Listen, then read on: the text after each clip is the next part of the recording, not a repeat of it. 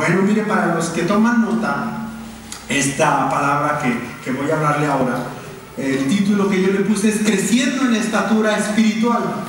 Tenemos que aprender a que nosotros tenemos que crecer en la fe. ¿Sí? Conocemos, bueno, yo he escuchado de un pueblo que vive en África y son unos negritos chiquitos, se llaman los pigmeos. Ellos, la estatura máxima que alcanzan es de 1,20, 1,25, cuando ya es muy gigante el de 1,25. Entonces, de ahí para abajo, y ellos no pueden crecer. Esa es su estatura normal, ¿sí? Pero nosotros espiritualmente podemos crecer más. Podemos, fíjese bien, la palabra nos enseña que nosotros tenemos que crecer. Vamos a ver unos versículos, esto es solo una introducción. Pero quiero decirle que en esta congregación y en otras congregaciones se busca que haya un avivamiento espiritual, ¿sí? Pero el poder de Dios primeramente se tiene que manifestar en tu vida para que pueda haber este avivamiento, ¿sí? Tiene que manifestarse en nuestra vida personal para que nosotros primeramente seamos avivados, para que nosotros primeramente podamos reflejar que el Señor está haciendo algo en nuestra vida, para después poderlo reflejar a todas las personas que nos rodean, en tu escuela, en tu trabajo, en tu casa, ¿sí? Pero yo hago una pregunta: ¿por qué la iglesia está estancada? Y yo hablo de la iglesia en general, no solamente Casa de Cristo. Hemos notado que la iglesia está estancada, la iglesia no crece, y no hablo en número, que pudiera ser un factor, pero hablo espiritualmente. Está estancada.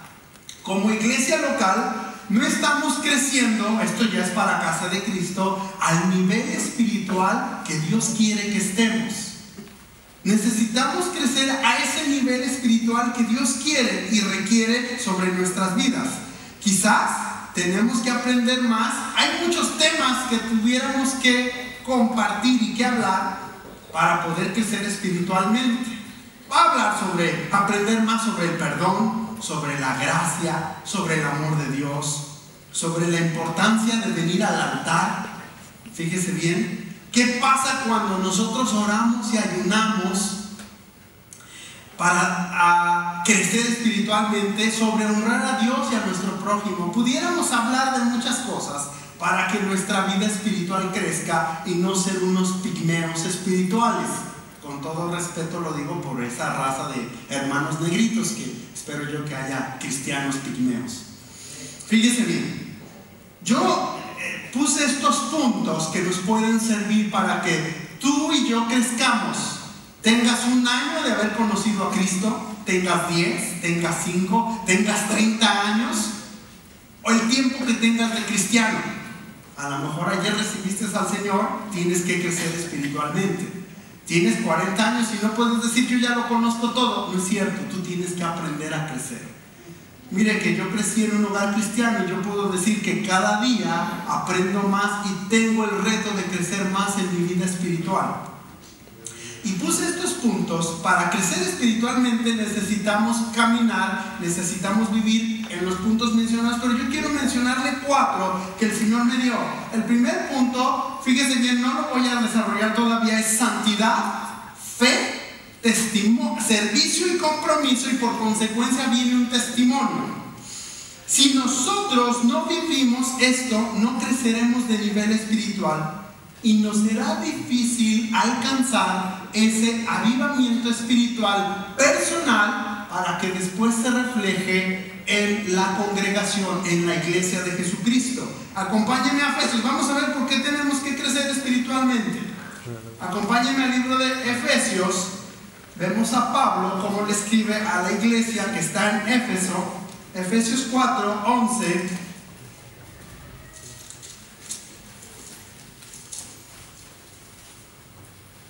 Efesios 4, 11 al 13. Si ya lo tiene, dice amén.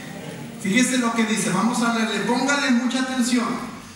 Dice, le habla Jesús a la iglesia que está, Pablo a la iglesia que está allí en Éfeso, y le dice, y él mismo constituyó a unos apóstoles, a otros profetas, a otros evangelistas a otros pastores y maestros. Fíjese bien, hay 5 ministerios que Dios utiliza para que la iglesia de Jesucristo crezca, para que usted crezca, para que un apóstol haga iglesias, para que un profeta hable lo que Dios tiene para su vida, ¿sí? Para que un evangelista vaya y gane almas, para que los pastores apacienten al rebaño y para que el maestro enseñe. ¿Ok? Yo no sé, usted puede encajar en uno de estos. Usted puede decir, ay, ¿a poco yo puedo ser un apóstol? Si Dios lo quiere y usted se deja moldear por él, claro que puede. Puede ser un pastor, sí. Puede ser un maestro, claro que puede. Puede ser un evangelista, claro que puede. Platicábamos Mimi y yo que a mí pónganme detrás de un púlpito y yo predico. Y a mi esposa póngala en el púlpito y le tiemblan los piecitos. Pero a ella ponla donde hay gente que necesita de Cristo y ella se pinta sola para evangelizar y para llevarnos a los pies de Cristo. Pero tenemos una función cada uno aquí en esta tierra. ¿Cuál es la función que tú estás desarrollando para que puedas crecer espiritualmente? Pero seguimos leyendo, versículo 12. A fin de perfeccionar, ¿a quién? A los santos para la obra del ministerio. Diga conmigo, ministerio.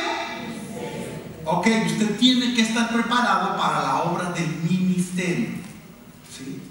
No para hacerse millonario, que no está mal, pero usted tiene que estar preparado para la obra del ministerio.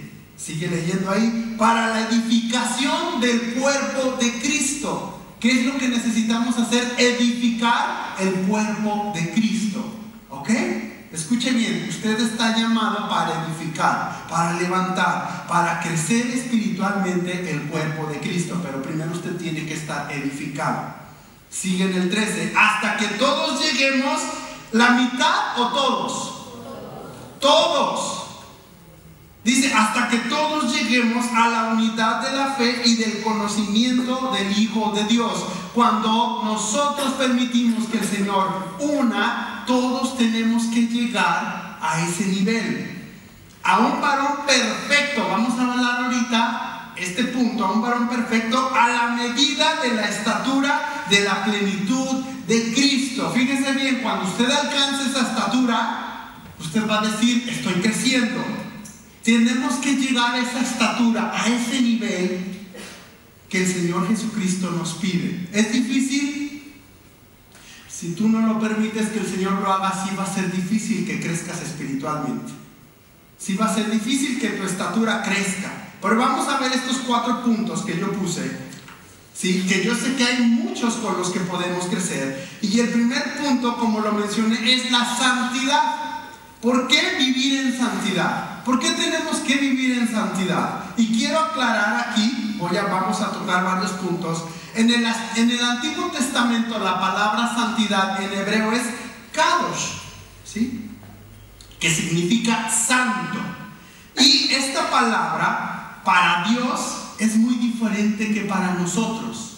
Fíjese bien, para Dios es igual a santo, señala a la perfección de Dios, a su majestad, a su justicia y oposición a todo pecado. Eso es lo que la palabra santo significa para Dios, con ese atributo de Dios. Y lo vemos en el Salmo 99, donde le dice que Él es santo, y lo vemos también en Isaías 6:1-3, donde dice que Dios es santo, que no tiene nada que ver con el pecado, ¿sí? Eso es el atributo hacia Dios, pero sabe que hacia nosotros es diferente cómo se utiliza la palabra santo. En el Nuevo Testamento es agios, que también significa santo y es en griego. Para los humanos o cosas aplica diferente. No se trata de una santidad propia, fíjese bien, sino que se trata de una santidad que deriva de parte de Dios hacia nuestra vida. Y esta palabra para la persona, para nosotros, significa cortar, apartar o separar para Dios. Porque nosotros no podríamos ser perfectos como Él es hasta que lleguemos a su presencia, ¿sí? Hasta que lleguemos con Él, entonces podemos decir que vamos a vivir en su presencia alejados, sin nada de pecado. Pero mientras estamos aquí en la tierra, esta palabra que significa apartado para Dios, apártate del pecado, para Dios aplica, Él no tiene pecado, Él no está en pecado, Él es una oposición completamente al pecado. Entonces aplica para Él santidad sin pecado completamente, ¿sí? Es una perfección, y para nosotros es apartarnos del pecado. Él nos dice, ustedes están separados, apartados para mí. Ahora, ¿por qué tenemos que vivir en santidad? Si nosotros crecemos espiritualmente, tenemos que vivir en santidad por esto. Acompáñenme a Primera de Pedro 1:15. Primera de Pedro 1:15.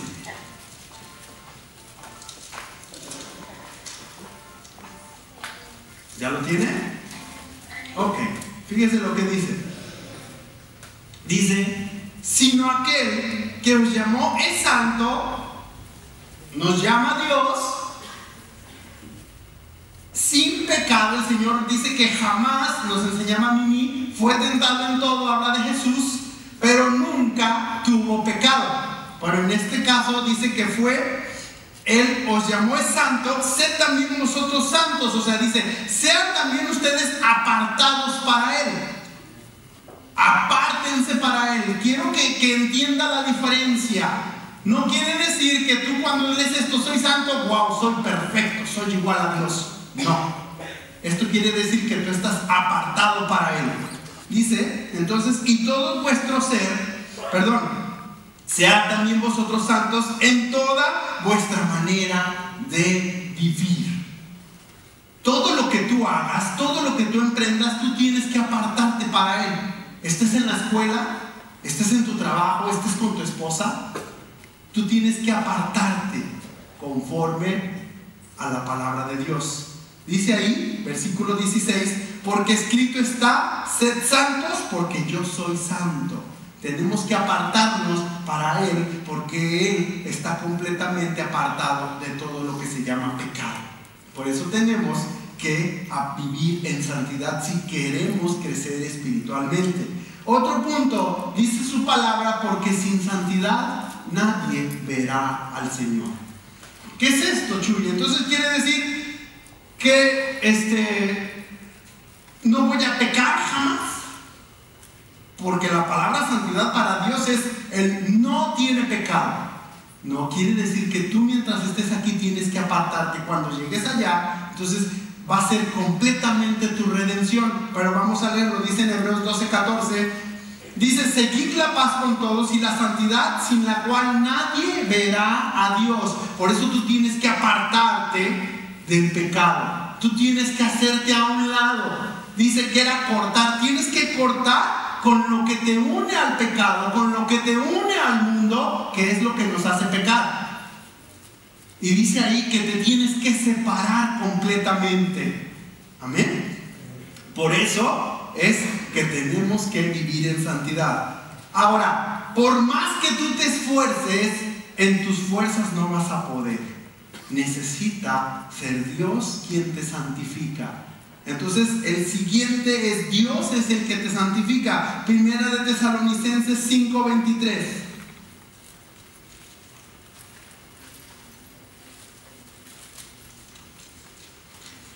Ok, Primera de Tesalonicenses 5:23.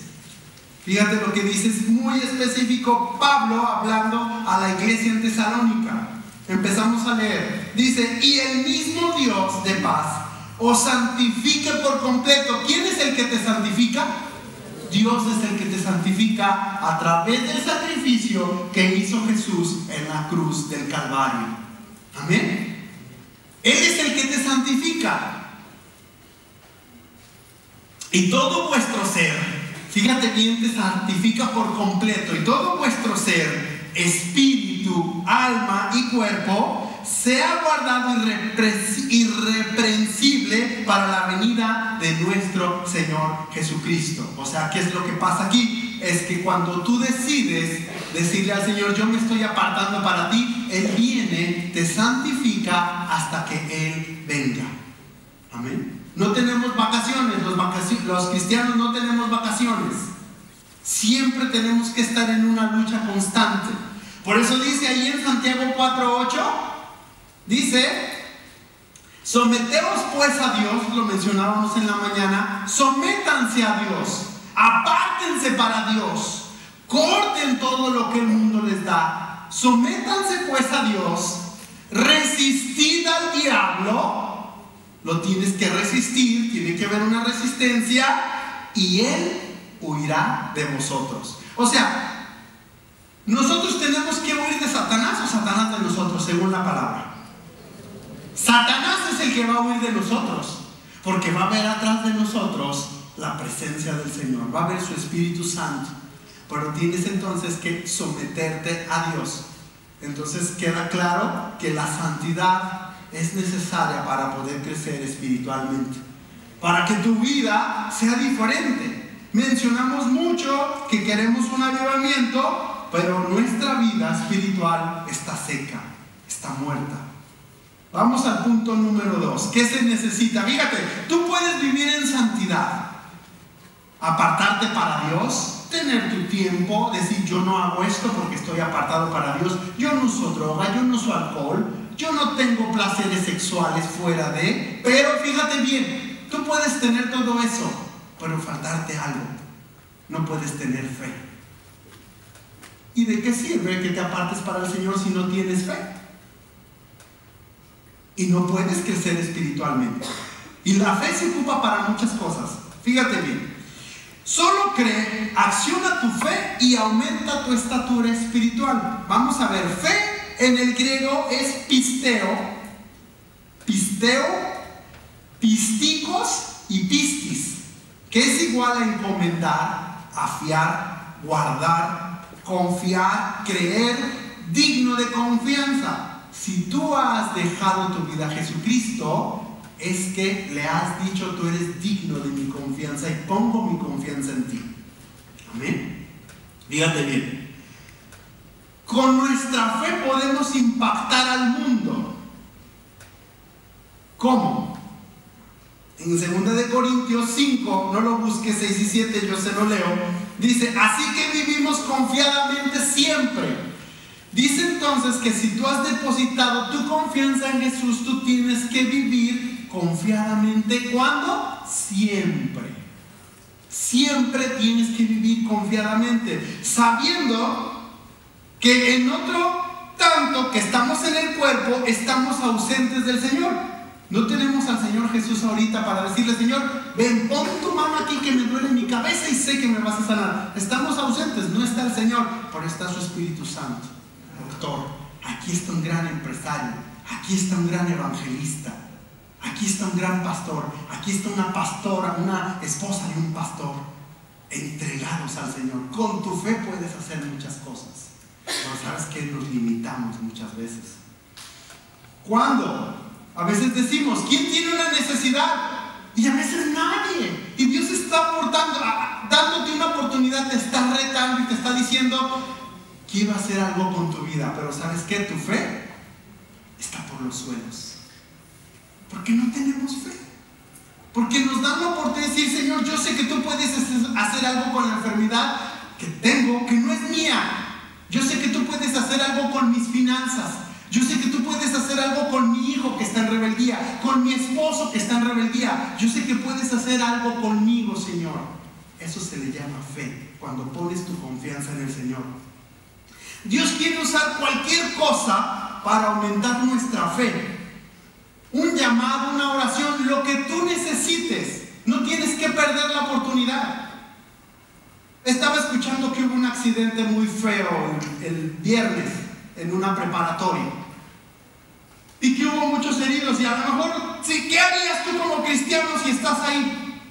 Y dicen, este chavo ya se murió, ¿tú qué harías? No, pues ya, se fue al otro potrero. Y dirías eso. escuchaba el testimonio de unos jóvenes que salieron de su servicio y ellos iban contentos y de repente estaba una persona ahí muerta. La habían atropellado. Entonces lo que hicieron los jóvenes fue rodear el cuerpo, se tomaron de las manos y empezaron a orar en fe y reprendieron el espíritu de muerte. Y se levantó el muchacho, resucitó. Eso se le llama fe. Pusieron su fe en acción. Es lo que necesitamos hacer. Puedes vivir en santidad, te lo repito. Puedes alejarte del pecado. Vives para Dios, pero no tienes fe. ¿De qué sirve? Necesitamos tener un complemento de todo para que espiritualmente podamos crecer. La fe se acciona, se muestra. La fe se ve, se vive, se palpa. Tenemos que creer que Dios es el que escucha nuestra oración y nuestra fe está puesta en Él. Hay una historia en Lucas 5, rápidamente. Lucas capítulo 5, del 1 al 7. Y mi siguiente punto también es el Mateo del 1 al 7, 9. Pero vamos a Lucas 5, del 1 al 7. Vamos a ver cómo Jesús reta la fe. Y sabes que Dios reta nuestra fe y reta tu fe. Dice ahí en Lucas 5, versículo 1, ¿ya lo tiene? Vamos a ver, dice: aconteció que estando Jesús junto al lago de Genezaret, el gentío se agolpaba sobre él para oír la palabra de Dios. Y vio dos barcas que estaban cerca de la orilla del lago, y los pescadores, habiendo descendido de ellas, lavaban sus redes. Y entrando en una de aquellas barcas, la cual era de Simón, le rogó que la apartase de tierra un poco, y sentándose enseñaba desde la barca a la multitud. 4. Cuando terminó de hablar, dijo a Simón: boga mar adentro y echa vuestra red para pescar. A veces Dios te dice: haz esto, pide por tu necesidad, ora por esa persona. Dios te da la orden, pero tú dices: no, Señor, ¿y si queda en ridículo? No, Señor. Fíjate cómo reacciona Pedro. Le dice, versículo 5: respondiendo Simón le dijo: Maestro, toda la noche hemos estado trabajando y nada hemos pescado. Hasta ahí Pedro estaba confiando en lo que él había vivido atrás, que toda la noche trabajó y no había pasado nada. Muchas veces nuestro pensamiento es el que nos limita. Nos limita tanto que Dios nos dice: haz esto, y le decimos: no, Señor. Es que dice que el que cortaron para pobre es pobre. No. Es que, Señor, si esta enfermedad es congénita, Señor, no me puede sanar, es congénita, no puede pasar nada.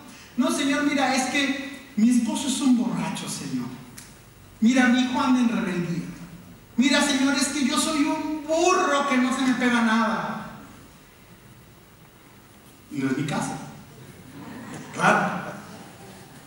¿Te das cuenta entonces que como nosotros somos los que limitamos? Pedro ya se estaba limitando y todavía no sabía lo que Jesús le iba a decir. Ya le estaba diciendo: Señor, mira, es que ¿sabes qué? La corriente marina, Señor, la que salió allí en el pez Nemo, se llevó a todos los pescados, Señor, a todos los peces, perdón. Señor, no vamos a poder pescar ni un resfriado. ¿Esa es una buena fe? No.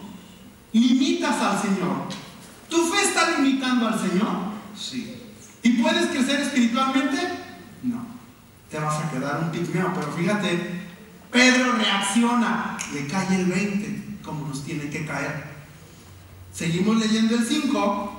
Respondiendo Simón le dijo: Maestro, toda la noche hemos estado trabajando y nada hemos pescado, mas en tu palabra echaré la red. Hermano, cuando escuches la palabra de Dios tienes que aventar tu red. Amén. Cuando te digan: vamos a hacer oración por los enfermos, yo me paro como resorte y digo: yo quiero, porque yo tengo fe que Jesús puede sanar mi vida. Y no tienes que estar sentado: ¿me paro o no me paro? ¿Me paro o no me paro? No, aprovecha el reto. Jesús lo retó. Jesús sabía que no habían pescado toda la noche, ¿sí o no? Él sabía que nada habían sacado, ni siquiera un zapato de no sé quién. No habían sacado nada. Lo retó en fe. Y Pedro tomó el reto. Yo te pido, toma el reto. Toma el reto que Dios te da, si quieres crecer en fe.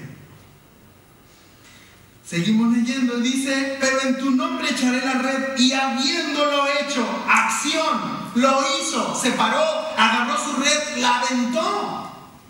La fe es acción. Ay, si el Señor quiere, pues a ver si me sana. La fe es acción. Te tienes que levantar.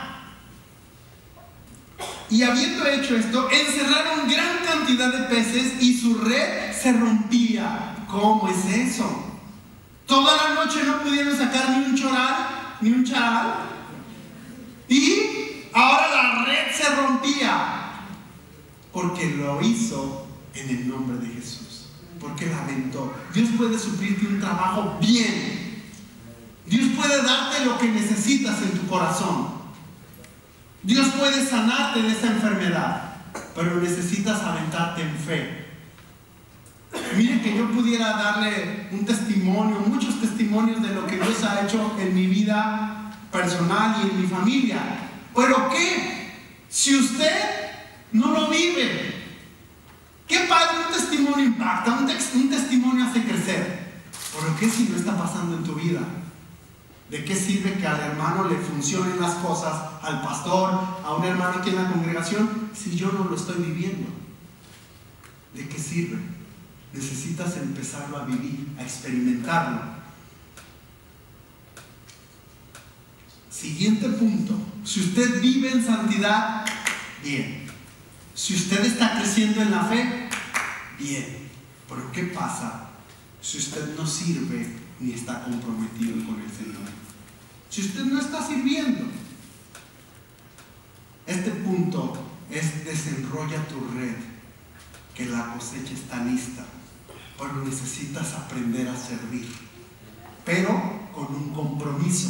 Porque hay gente y hermanos que servimos en la iglesia, pero no estamos comprometidos. Necesitamos comprometernos, necesitamos aprender a servir. La palabra servir en el griego es diaconeo, que es administrar, actuar como diácono, ayudar, expedir, ministrar, servir. Bien, el mejor ejemplo de servicio y compromiso, ¿sabe quién nos lo dio? Dios, dando a su Hijo para que muriera por ti y por mí. ¿Cómo cree que estaba Jesús antes de que supiera que tenía que venir? Yo creo que ya lo sabía, perdón. Pero ¿cómo cree que estaba Jesús? Bien, en el reino celestial, en su reino. Y cuando el Padre le dijo: vas a tener que ir y morir por ellos, vas a tener que ir a servirles, vas a servir como un cordero inmolado perfecto, Él tenía que venir. No creo que Jesús haya venido todo apático. Ay, Señor, voy a ir a morir por este guapetón que está aquí. O sea, los dos. Voy a tener que venir y morir por el doctor Tapia. El otro gordito al otro lado. Voy a tener que ir y morir por Tonan. Oh, Señor, ¿cómo? Papá, ¿por qué me haces eso si yo estoy bien a gusto aquí? Disfrutando de todo lo que cree. Sabes que Dios, Jesús, no fue así. Cuando vino a servir, no vino renegando, vino comprometido a lo que venía, a ponernos el ejemplo. Como decía Mimi en la clase, tuvo que venir para experimentar lo que nosotros experimentamos. ¿Sí? No podía venir como Dios y no experimentar lo que es tener sentimientos, lo que es llorar, lo que es sufrir. Tuvo que experimentar lo que nosotros vivimos como humanos. Y jamás Jesús renegó. Su servicio fue comprometido. Dice allí en Mateo 20, no lo busque, Mateo 20, 25 al 28, si lo quieren anotar. Entonces Jesús, llamándolos, dijo: Sabéis que los gobernantes de las naciones se enseñorean de ellas. Jesús no vino a enseñorearse de este mundo, vino a servir. Él podía haberse sentado en un trono y decir a sus apóstoles: ahora sí, están ustedes, si quieren servirme, si quieren seguirme, tienen que servirme. Me tienen que lavar mis pies, me tienen que traer todo lo que yo pida. No, Él no se enseñoreó de eso. Seguimos leyendo, dice: y que los que son grandes ejercen sobre ellos potestad. 26, mas entre vosotros no será así, sino que el que quiera ser grandes, el que quiera hacerse grande entre vosotros, será vuestro servidor. Amén. Lado, no he lavado mi carro en una semana. Habla, Señor. ¿Quién quiere el reto? El que quiera ser, dice que tiene que ser su servidor. Amén. Cuesta trabajo, ¿verdad? Fíjese, no porque yo esté aquí al frente, pero déjeme decirle que yo hago del desayuno en mi casa. Soy el servidor. Y al principio cuesta trabajo levantarte un poco más temprano para que tu linda esposita llegue y se siente, y tus hijitos desnutriditos lleguen y se sienten a desayunar. Pero tenemos que aprender a servir con compromiso, comprometidos con el Señor. Ese es el servicio allá afuera. Pero ¿qué es el servicio aquí en la iglesia, hermanos? Y ahorita vamos a darle duro a esto. Fíjese bien. Entonces dice, el que quiera hacerse grande entre vosotros será vuestro servidor. 27. Y el que quiera ser el primero entre vosotros, ¿quién quiere ser el primero? ¿Quién quiere ser cola? Dice la palabra que seremos cabeza y no cola. Todos queremos ser el primero a lo mejor, pero dice aquí: el que quiera ser el primero, y el que quiera ser el primero entre vosotros será vuestro siervo. Amén. Dios nos llama a ser reyes y sacerdotes. ¿Está de acuerdo conmigo? Pero también nos llama a que tenemos que servir, porque nos puso el ejemplo. Amén. Amén, esposos. Uy, qué amados. 1, 2, 3. Amén, esposos. Bien. Bueno, yo sé que unos lo hacemos de convicción, que el mandil ya lo traemos tatuado, no nos lo podemos quitar. Habla, Señor, dicen las esposas, pero también ahí están las esposas. Ya llegué, esposa. Ah, sí, viejo, ¿qué hay de cenar? Lo que trajiste. ¿Cómo? No, pero esa es otra función, esa es otra predicación sobre el matrimonio. Estamos hablando de eso. Y va para los hijos también. Pero bueno, luego les va a tocar. 28. Como el Hijo del Hombre, Jesucristo, no vino para ser servido. Especifica y aclara nuestro Señor: no vine para que me sirvieran, sino para servir. Y no servir a medias, servir con compromiso, sabiendo que su servicio iba a traer la redención de usted y de mí. Amén. Fue un servicio tremendo el que hizo. Y para dar su vida en rescate por muchos. Amén. Qué mejor ejemplo de servicio, de compromiso. Necesitamos comprometernos, hermanos, con el ministerio. Necesitamos estar comprometidos con el servicio aquí en la congregación. Es parte de la vida cristiana. Fíjese bien. Por consecuencia, con este punto termino. Cuando usted vive en santidad, o sea, apartado para Dios, cuando usted se aparta del pecado, y cuando usted aprende a crecer en fe y vive en fe: Señor, hoy no hay para los frijoles. Señor, yo creo que tú nos vas a suplir. Y llega un hermanito y no le trae frijoles, le trae un pollo grandote. Usted vive en fe. Eso no quiere decir: ay, Señor, pues ya no voy a ir a trabajar. No me malinterprete. Una vez nos pasó a Valeria y a mí que muy responsables apartábamos nuestro diezmo, apartamos nuestro mensualidad de la casa, y todos los otros paguitos que teníamos que aprender a ser prudentes y que no lo fuimos, pero lo apartábamos para ser responsables. El último punto, ese punto está muy interesante.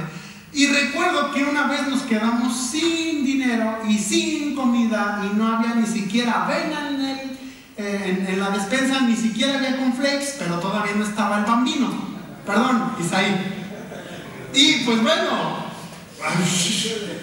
y resulta, con todo respeto, y el Señor, recuerdo que orábamos de ella, yo le decíamos: Señor, suple nuestra necesidad.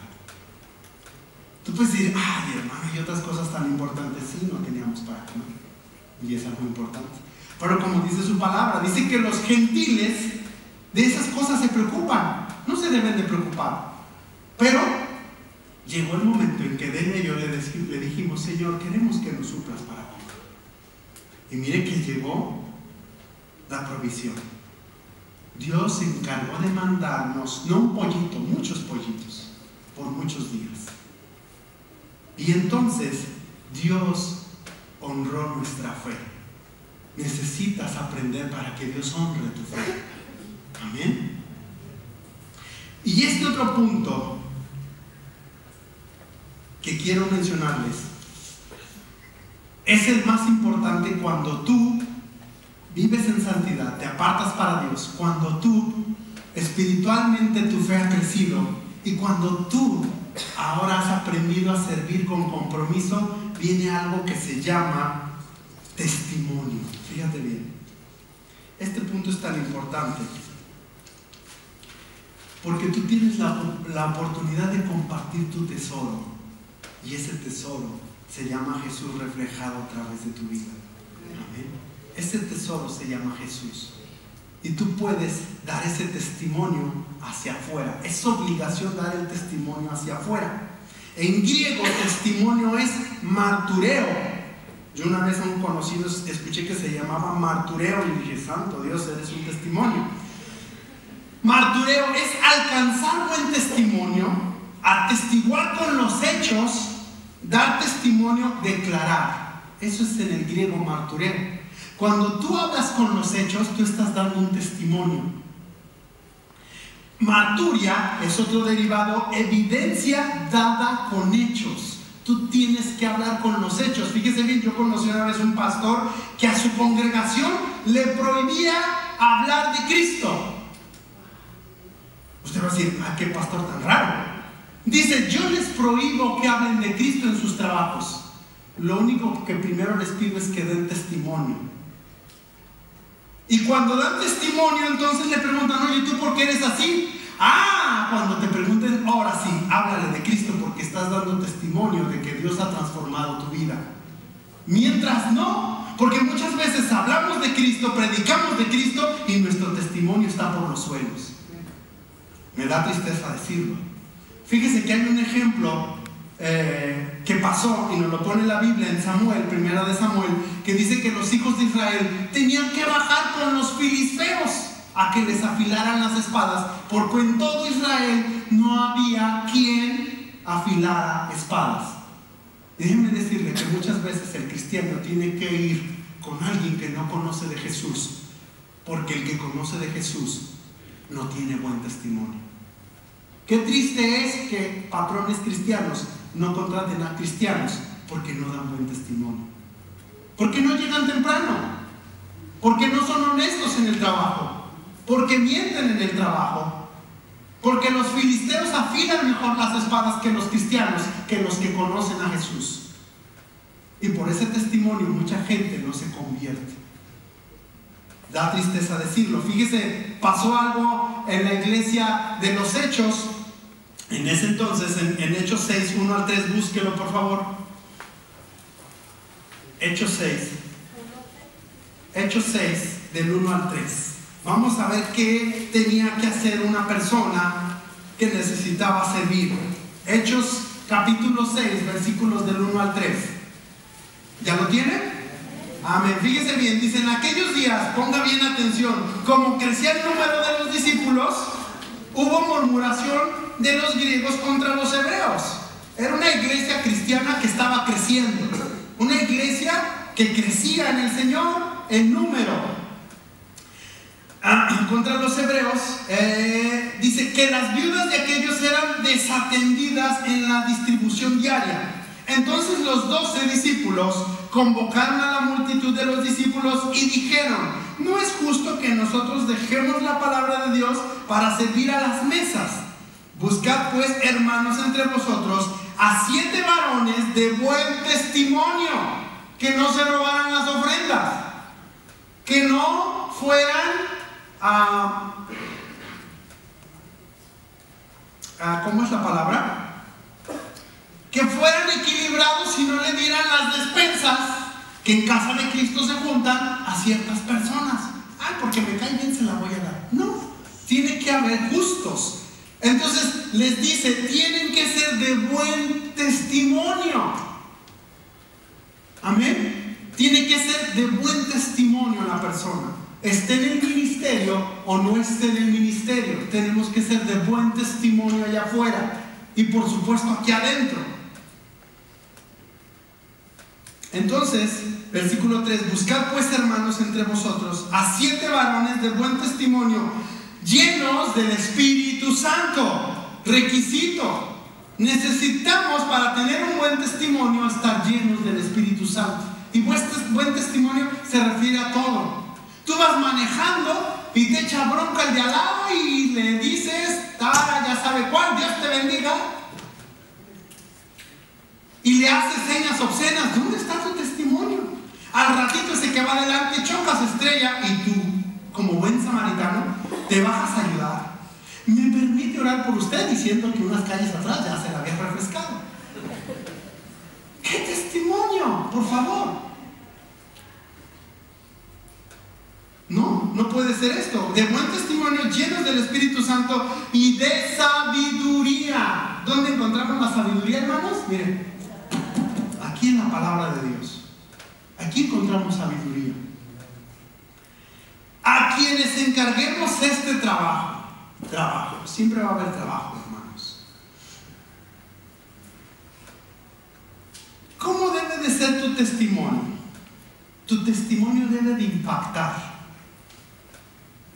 Desde tratar bien, fíjate bien, de qué puede servir, que hablando del ministerio, que seas un predicador elocuente, que seas, no sé, un gran evangelista, que seas un gran doctor, un gran arquitecto, o que seas una ama de casa donde toda la casa está reluciente, que seas el mejor trabajador.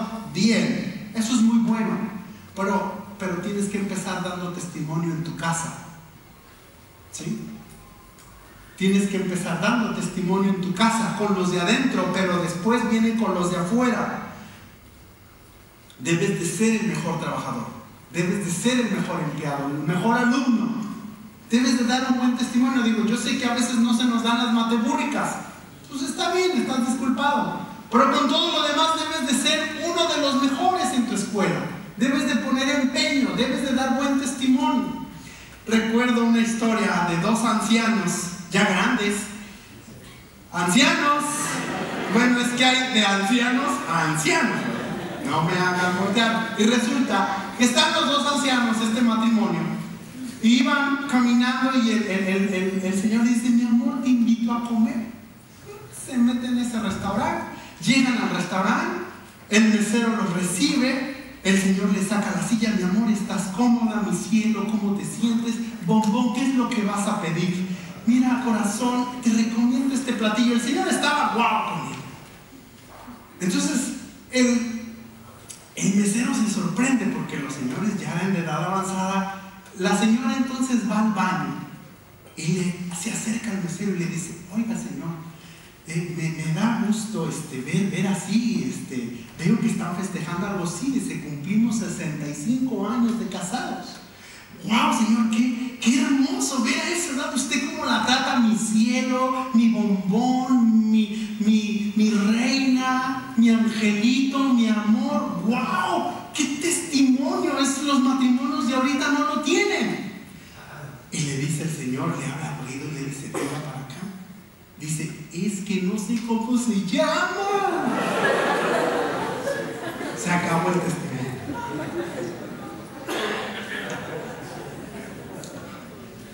Déjenme decirle que la gente de afuera va a notar su vida. La gente allá afuera va a notar si usted es diferente o no. Se ve si usted es diferente. Por eso usted tiene que dar ese testimonio. Fíjese bien. Quiero que me acompañe, termino con Timoteo. Todavía tenemos buen tiempo. Vamos a Primera de Timoteo. Así es de que ya sabe, cuando usted vaya a un restaurante y si le dice miel, si le dice bombón, antes de que vaya al baño, póngale su nombre en una servilleta. Primera de Timoteo 3, del 1 al 7. Quiero que lo tenga ahí, yo lo tengo aquí en una versión que me llamó mucho la atención. Ya lo tiene, Primera de Timoteo. Fíjese bien todos los requisitos que necesita un cristiano tener, esté en el servicio en la iglesia o esté en su casa. Dice 1 Timoteo 3, 1, 7. Si alguien desea dirigir una iglesia, en su versión dice, si alguien desea obispado, buena obra desea. Realmente desea un buen trabajo, pero debe ser alguien a quien no se le pueda acusar de nada malo. Que en tu trabajo no te acusen, mira, ese es un flojo, todo el día se la pasa en Facebook. Que no te tengan que acusar de eso. Mira, lo mandamos a hacer tal cosa y hace otras cosas. Que no tengan nada, dice aquí, que no se le pueda acusar de nada malo. Uy, mira, dice que es cristiano y ve las palabrotas que se avienta. No, con todo respeto, ni los verduleros, espero que no haya aquí ningún verdulero, pero sí con todo respeto, o los carretoneros, se avientan unas palabrotas. ¡Qué testimonio! Me habla de Cristo y es bien tranza. Lo contraté para que me hiciera una cosa y me hizo otra.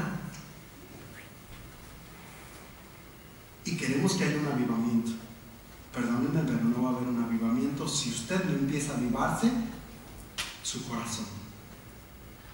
Si su vida no da testimonio de... Y luego sigue leyendo, que no se le puede acusar de nada malo. Debe tener una sola esposa. Era bien claro, Pablo. Debe de tener una sola esposa. Con trabajos mantiene una, va a mantener dos. Una sola esposa. Dice, controlar todos sus deseos. Eso es parte de un testimonio. Tenemos que aprender a controlar nuestros deseos. Y pensar 2 veces en lo que va a hacer. Yo sé que va a venir la tentación, pero dice que tienes que pensar 2 veces en lo que vas a hacer. Debe comportarse correctamente. Te vas en la calle y llevas comiéndote tu bolsa de papas y ya te la terminaste y al camellón. ¿Eso es testimonio? No. Y tú dices, ¿a poco porque aviento un papelito al camellón mi vida espiritual no crece? Sí, déjame decirte. Porque si en lo poco no eres fiel, en lo mucho Dios no te pondrá. Así va a estar la iglesia. Déjenme decirle que en la mañana se limpian las sillas y a veces se voltean. Y cuando las hemos volteado, hay futigón, hay chicle motita, hay chicles Adams, unos con sabor todavía, porque me ha tocado probarlos. Pero, ¿qué es el testimonio, hermanos? Es que yo no golpeo a mi esposa, doy buen testimonio, hermano. Es que yo ya no tomo, hermano, doy buen testimonio. Pero hay muchas cosas más que podemos hacer y que dan testimonio. ¿Sí? Hay muchas cosas que se pueden hacer y que tú puedes crecer principios espirituales, principios de moral, que desgraciadamente eso nos lo enseñan nuestros padres desde que estamos pequeños, pero a veces o no nos los enseñaron o ya se nos olvidó. Pero cosas elementales que yo puedo decir, aventar un papel por ahí, mira. Pero atrás traes tu calcamonía pegada en el carro. Cristo te ama. Oye, ¿y tu testimonio, hermano? ¿Dónde quedó? ¿Dónde quedó tu testimonio? Dice ahí, debes comportarse correctamente, recibir con gusto en su hogar a los visitantes. Yo sé que hay quienes somos muy anfitriones y me incluyo, pero tú debes de aprender a ser un anfitrión. Cuando van a tu casa debes de recibir con cortesía, debes de ofrecer. Así es de que pues nomás ustedes ponen fecha y ahí nos vemos, ¿verdad? Aunque le pongan más frijoles, más agua a los frijoles. Pero usted tiene que ser así. Dice Pablo cómo debe de ser. Dice, y saber, debes de recibir con gusto su hogar a los visitantes y saber enseñar. No nada más van a ir a comer, es para que enseñes, para que des buen testimonio. Dice, no debes de ser borracho ni violento. Gracias a Dios no hay de esos aquí. Amén. O sí hay. No debes de ser borracho ni violento. Amén. Así es de que cuando vas por el carro manejando y alguien por error te metiste y alguien te dice, ay, tu mamá te la recuerda, tú por dentro, Padre, bendícelo, Señor. Padre, bendícelo. Suple sus necesidades, Señor. Dale un carro nuevo, Señor. Bendícelo. Dice que no debes de ser violento. Amén. ¿Cuántos éramos violentos en nuestra vida pasada, pero que a veces quiere salir ese Hulk que todos traemos dentro y se ponen verdes? Ok, sigue leyendo. No debes de ser borracho ni violento, ni buscar pelea. Ya no estamos para pelear contra Satanás, no contra mi prójimo. A él sí búscale la pelea que quieras, pero no a tu prójimo. Al contrario, debes de ser amable y tranquilo. Amén.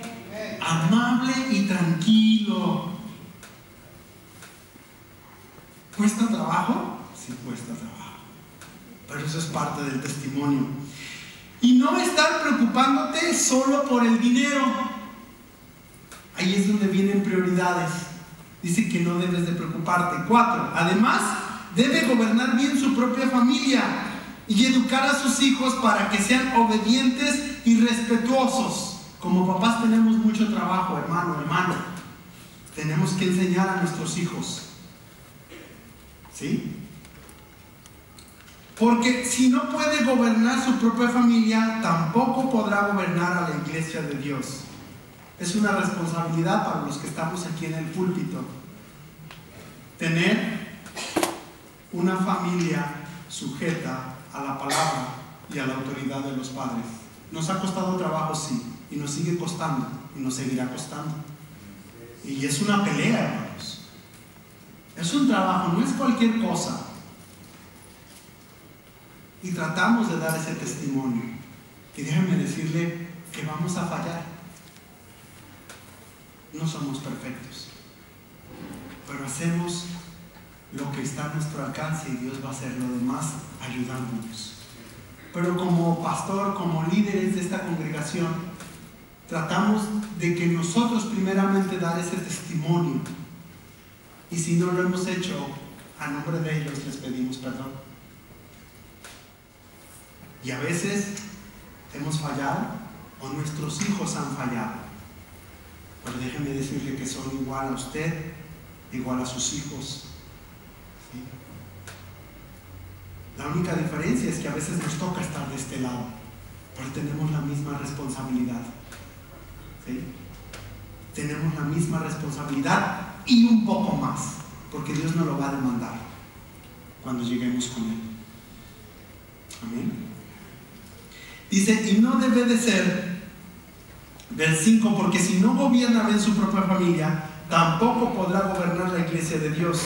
Y no debe de ser alguien con poco tiempo de haber creído en Jesucristo, pues puede volverse orgulloso, entonces recibirá el mismo castigo que Satanás. Por último, debe contar con el respeto de la gente que no cree en Jesucristo.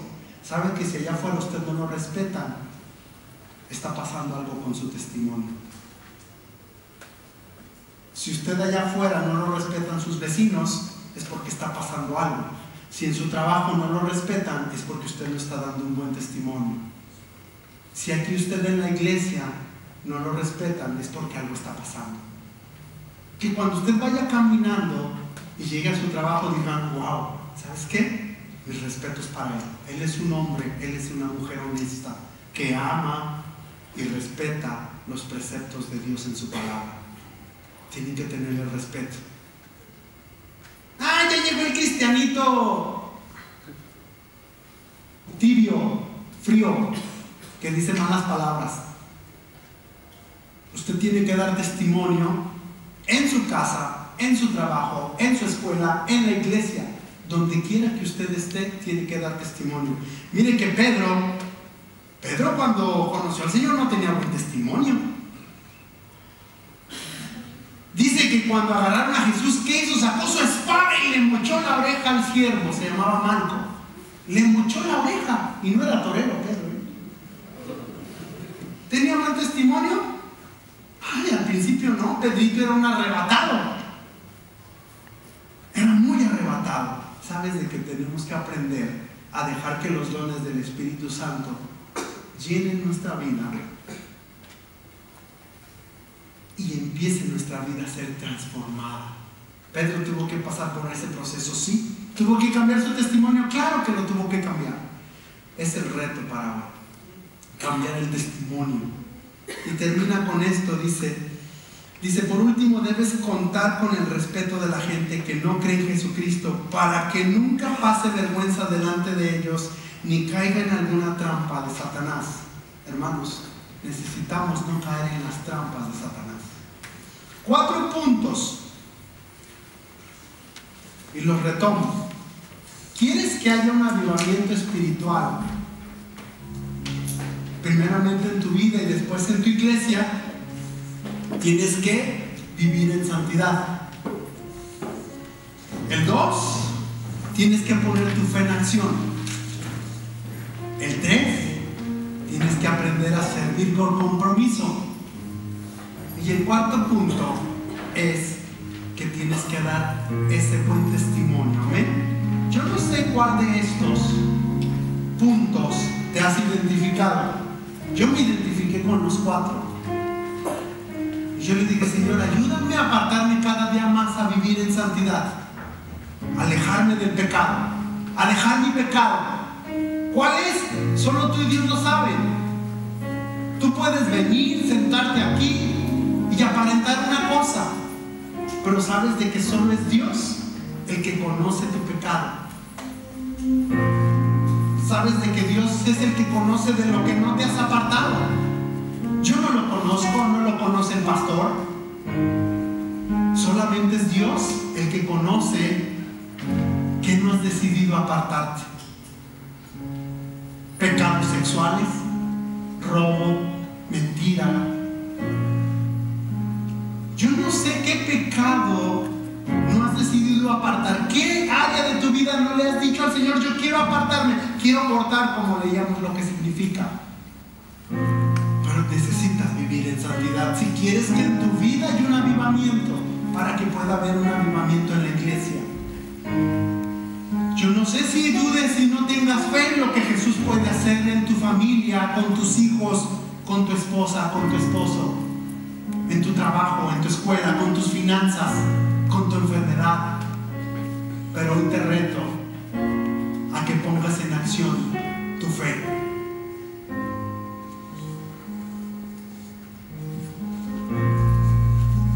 Yo no sé si necesitas aprender a servir y a tener compromiso. Que te comprometas con el Señor en servirle. Yo no sé si necesitas decirle: Señor, no me he comprometido, ni siquiera puedo servir en algo. Y a lo mejor es la oportunidad para que diga: Señor, quiero servir, aquí estoy. No quiero nada más venir y sin sentar, calentar mi silla y pegarme chicle abajo. No, puedes hacer muchas cosas para el reino. Y no nada más aquí, también allá afuera. Pero necesitas aprender a servir con compromiso. Y si después de todo eso dices: no tengo un buen testimonio, es tiempo de que tengas ese buen testimonio. Cierra tus ojos. Yo no sé qué es lo que tú en esta tarde necesitas. Lo único que sé es que Dios quiere que vivas en santidad, que te apartes. Dios quiere que tengas fe. Dios quiere que le sirvas con compromiso y quiere que dé testimonio. Eso es lo que Él quiere. ¿Qué necesitas? ¿Vivir en santidad? Ponte de pie. Él quiere hacer algo hoy. ¿Qué necesitas? ¿Aumentar tu fe? Ponte de pie. Él quiere hacer algo hoy. ¿Qué necesitas? ¿Aprender a servir con compromiso? Ponte de pie. Él quiere hacer algo hoy. ¿Necesitas mejorar tu testimonio? Él quiere que hoy tu testimonio cambie y sea diferente. Quiere que tu testimonio sea tan diferente que puedas decirte a tu esposa: ¿qué te pasó? ¿Por qué me tratas bien? ¿Por qué eres tan diferente? Porque me cayó el 20. Porque ahora Jesús es el que me ha enseñado